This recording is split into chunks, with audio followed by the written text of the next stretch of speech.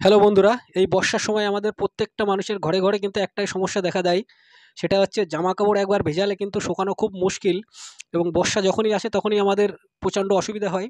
এবং সেই সমস্যার সমাধান থেকে আপনারা অল্প জায়গার মধ্যে আপনাদের ভিজে জামাকাপড়গুলো কীভাবে শুকাবেন সুন্দর একটা ভিডিও আমরা দেখে দিচ্ছি।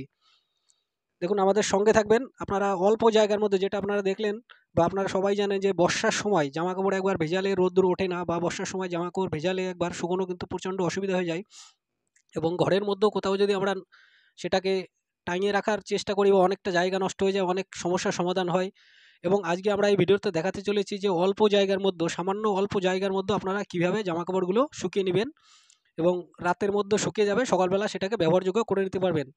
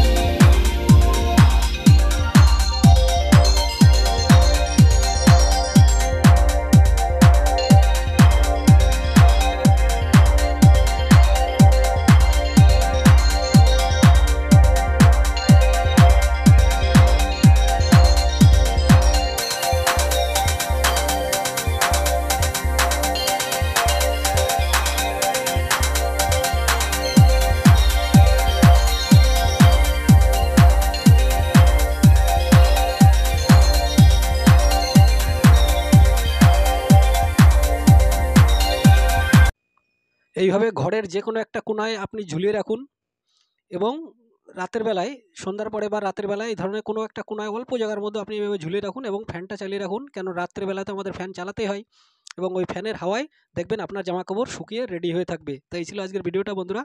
ভালো লাগলে অবশ্যই একটা লাইক করবেন, চ্যানেলটি সাবস্ক্রাইব করে আমাদের সঙ্গে থাকবেন। থ্যাংক ইউ সকলকে, থ্যাংক ইউ।